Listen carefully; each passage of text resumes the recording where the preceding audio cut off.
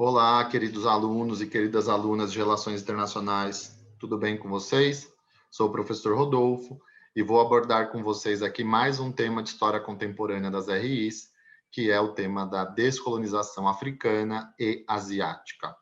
Vou compartilhar a tela com vocês. Então vamos lá. O tema da descolonização africana e asiática é um tema muito pertinente para nós. Lembre-se que com o final das colônias latino-americanas no século XIX, as potências europeias precisavam manter o seu circuito de acumulação de capital, né? Então, acumulação de capital, de riquezas. Então, a partir da Conferência de Berlim, no final do século XIX, decidiu-se pela colonização africana, né? Além de algumas áreas na Ásia que já eram controladas ou passaram a ser controladas por potências europeias.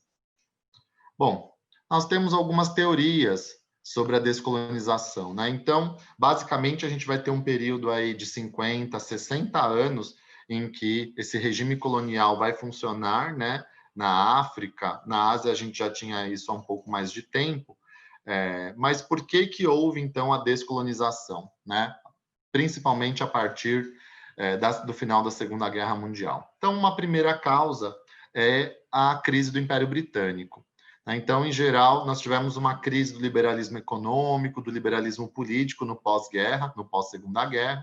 Então, as independências afroasiáticas foram resultado de políticas de concessão e não como fruto de lutas afroasiáticas anticoloniais, né? Então, vejam que interessante. Os países, as potências já não tinham mais condição de manter as suas colônias, né? Então, em certa medida, eles praticamente concederam essa independência para que parte dessas colônias de fato se tornassem países independentes.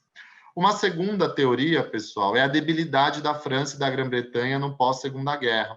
Então, essa debilidade reduziu as possibilidades de manutenção de grandes impérios coloniais na África e na Ásia. Não dava para manter um modelo de colônia como esses países tinham no século XIX, no século XVIII, né? E o fortalecimento dos nacionalismos afroasiáticos, né? A capacidade de mobilização que os colonizados, pessoal, passaram a ter, né?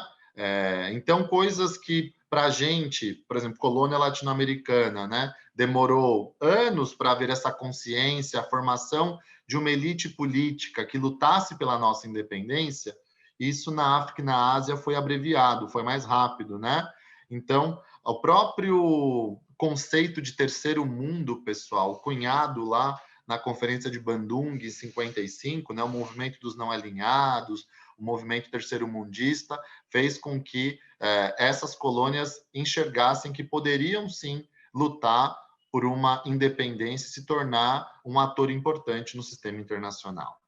Quando a gente observa esse mapa, a gente percebe pelas cores, né, a evolução do processo de descolonização. Então, grande parte da Ásia consegue essa descolonização antes de 1950, né? Aí, o processo africano, pessoal, e na Indochina, na região ali da Indochina, né, vai mais a partir dos anos 50 até os anos 70. Então, basicamente, a gente vai ter o surgimento, no intervalo de 30, 40 anos, pessoal, um surgimento de quase 50 países no mundo, né?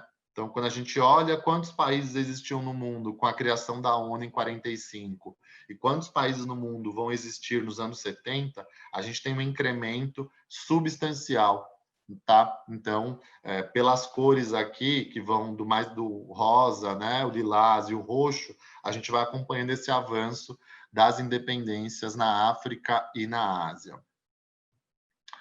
Bom, as consequências da descolonização, então, uma consequência é que as economias dos países africanos e asiáticos, como dependiam muito fortemente de capitais e investimentos externos, pessoal, elas não consolidaram um processo autônomo de desenvolvimento interno.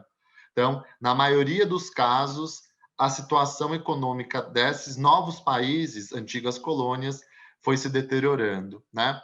Grande parte desses países, pessoal, principalmente os africanos, passaram a sofrer com muita instabilidade política devido a guerras civis, golpes de Estado, ditaduras militares, né? E conflitos muito duradouros, né? Muitos países passam por guerras civis até hoje, como é o caso da Somália.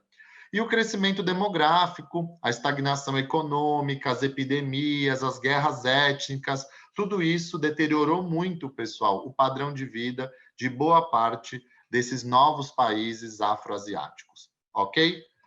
Nos vemos no próximo vídeo, pessoal. Um grande abraço.